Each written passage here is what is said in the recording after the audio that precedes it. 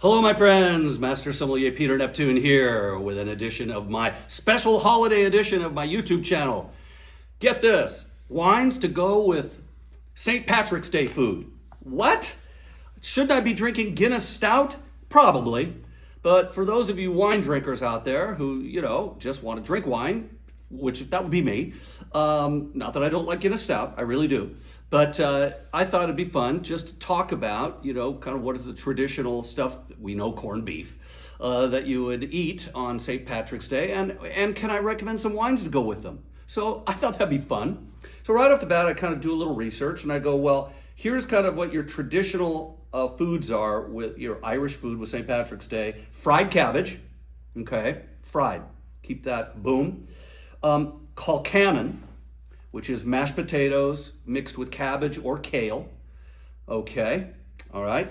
Cottage pie, AKA shepherd's pie, or in French, parmentier, which would be cooked minced meat topped with mashed potatoes.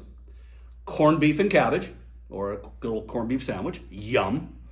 Irish stew, beef chunks with root veggies and a broth of stock and wine. Okay, well, right off the bat, when I'm thinking about, foods in general, Neptune rule number 2 is when in doubt, sparkling wine.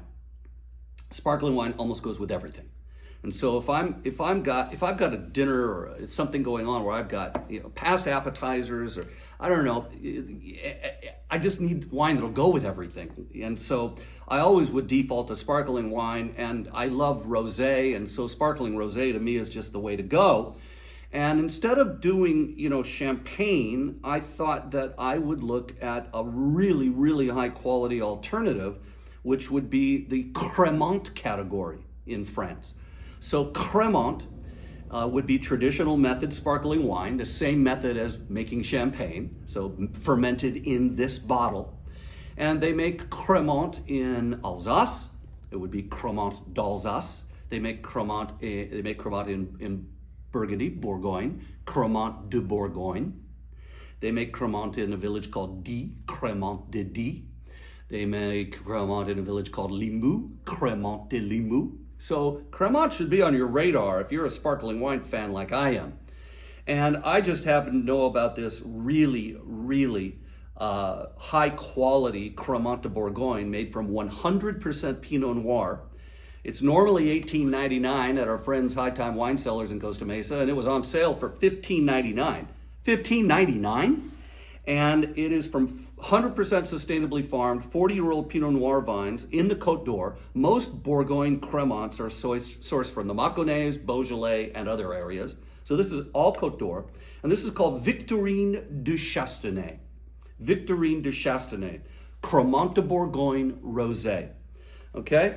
And so normally Crémant would have to be aged on the lees in this bottle, aged on tirage in this bottle for 9 months. This is 20 months on the lees, longer than many champagne producers. Longer than many champagne producers. So right off the bat, you've just got this beautiful kind of pale pink character. I mean, you can see it in the bottle. It's gorgeous.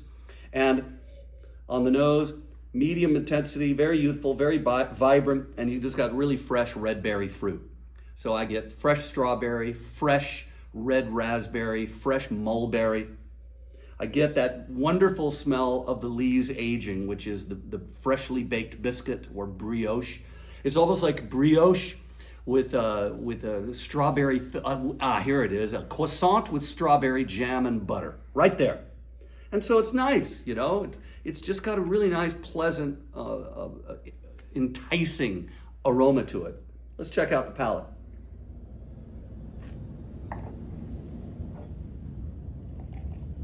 God, that's a beautiful, we call that a mousse, M-O-U-S-S-E. Beautiful on the palate. I call that a gossamer mousse. It floats like a cloud. Beautiful fine bubbles. Man, this would put a lot of champagnes running scared. I'm telling you right now. This is a very elegant, very fine mousse. A really beautiful quality of bubble across the palate. And it's dry with high acidity, but it's tempered by the bubbles. And the alcohol is medium, the body is medium, the intensity is medium plus, and we get that fresh strawberry, fresh mulberry, fresh raspberry, a little bit of orange peel, a little hint of citrus peel, and this nice little kind of floral character and the little biscuity character, almost like a croissant with jam and butter. Really nice. This is very good. Look, this is outstanding for the price. At $18.99, it's outstanding for the price. This would put a lot of champagnes to shame. And it's a great example of the Bourgogne Cremant category. So this will go with everything. You know, I'm at my house. We're having a St. Patrick's Day party, and I don't know. I got everything going: little hot dogs and little mini buns and fried cabbage, and so that's kind of what I'm thinking here. This would go all the way through to a corned beef sandwich. Nice, nice. So thinking about fried cabbage, thinking about that. Let's say you don't like sparkling wine that much. Fine. So I thought, okay, I'm going to go with a wine that's got good acidity, that's got some mineral character, that can cut through, that's got kind of aromatic. So I would think Sauvignon Blanc. I would think maybe a Riesling. But I thought it'd be fun to do an Albariño. So this is the La Caña Albariño from Rías Baixas in northwestern Spain in Galicia. How do you like my Castilian accent? It's very nice, huh? Very authentic. Galicia, if you want, but we say Galicia. This is a wonderful grape that's indigenous to the area. I love it. I remember when I was introduced to it, this was imported by the great Jorge Ordonez, Fine Estates from Spain. There's another importer that you can always trust. If it says Jorge Ordonez, Fine Estates from Spain on the back, Jorge Ordonez's selections, go for it.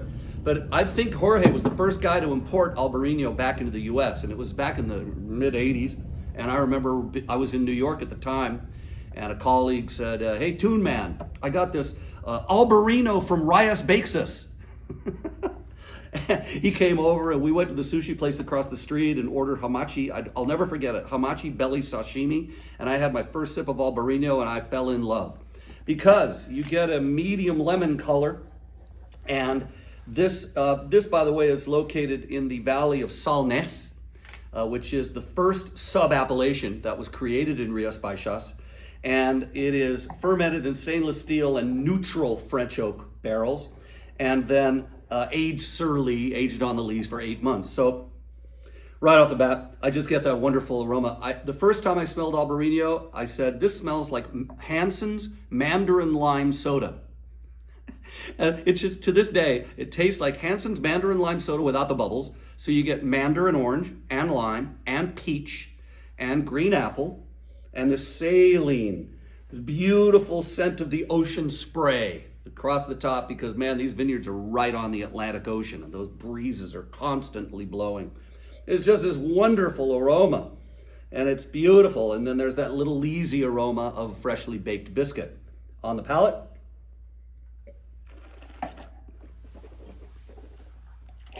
Dry, acidity medium plus, alcohol medium, body medium plus, intensity pronounced, finish is long. And what a mouth-filling wine. What I love about Albariño is it doesn't need new oak to give it texture. Just a little bit of lees contact. It's a thick-skinned varietal, so it can handle that Atlantic Ocean thing going on. And it's textured. It's textural wine. And we got the lime and the mandarin and the peach and a little bit of grapefruit now and a little bit of waxy character. And it's just all long, and on the finish, it's like contact lens saline solution. It's just fantastic. Very good wine, highly recommended. I always loved La Caña. And again, this fills that, okay, we're having fried cabbage, we're having mashed potatoes with cabbage and kale, or cabbage or kale.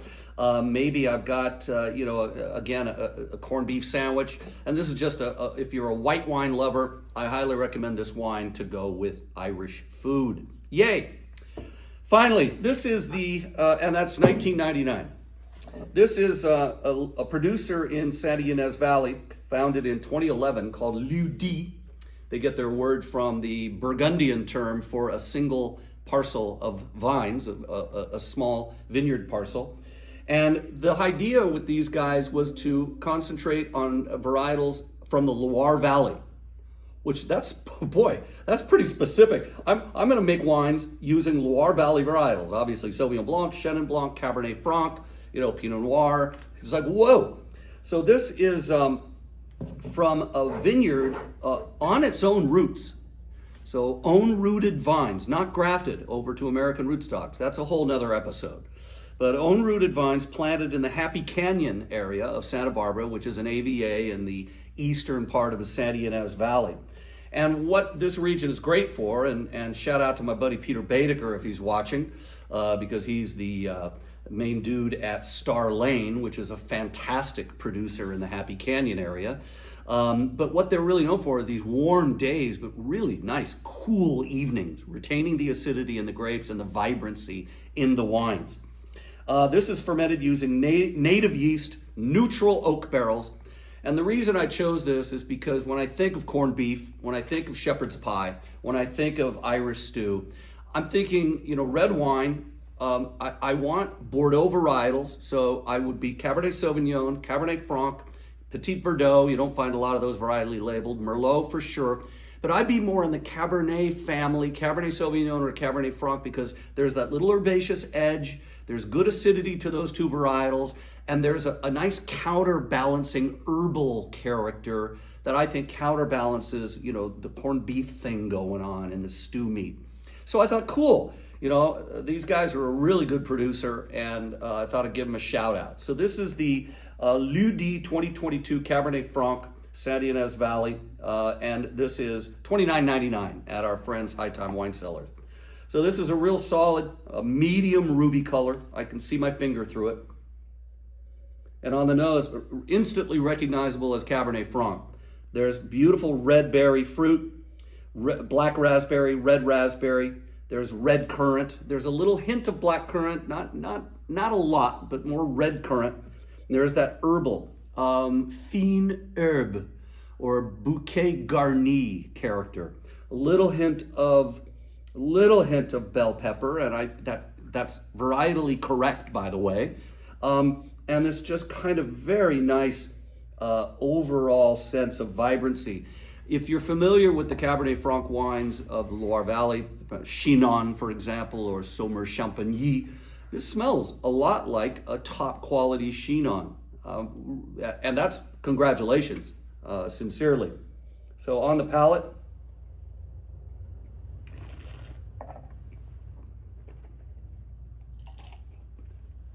that is dry, acidity medium plus, tannin medium, maybe medium plus. I mean, there's some nice grippy tannin, but it's mouth-filling, harmonious, and ripe tannin. The overall impression here is of a very well-balanced wine. It's got nice fruit flavors, red berry, kind of this brambleberry, red berry, herbal character, everything that we got in the nose. And the finish is long, and it's just got some really nice concentration to it, but it's still light on the palate. It's funny, it's got this nice elegant purity to it that's very well balanced. By the way, anybody who knows me knows that I've always said that Chinon or Cabernet Franc for the Loire Valley is the best with roasted chicken. So I know that that's not a traditional Irish food, but roasted chicken and Cabernet Franc is killer, and that would be great. I'm a big Chinon fan, a big Loire Valley Cabernet Franc fan. So congratulations to Ludi for pulling off a wine that, frankly, in a blind tasting, I would call Chinon, and that's my highest compliment to you. So highly recommended. This is very good wine. These are all very good. I mean, frankly, this is outstanding for the price. I would put that wine on your radar, ladies and gentlemen. I love Albariño, love Cabernet Franc. This was really fun. Wines to go for the wine drinker for St. Patrick's Day meals. Everybody else, Guinness Stout's the deal. But, this was really fun. Thanks for the request. I really appreciate it, and we'll see you next time.